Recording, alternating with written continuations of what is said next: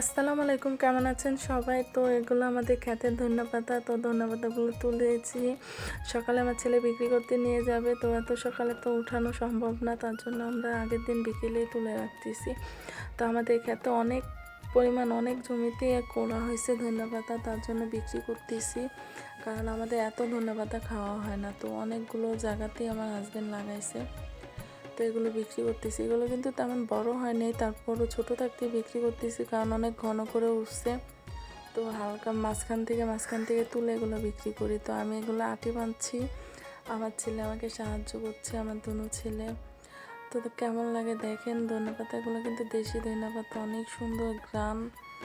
আর এগুলো দেশি ধনেপাতা দেখে এত সুন্দর ঘ্রাণ, আর মানুষের চাহিদা অনেক বেশি নেওয়ার জন্য।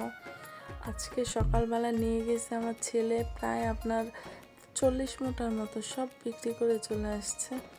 তো আজকে আবার নিয়ে যাবে।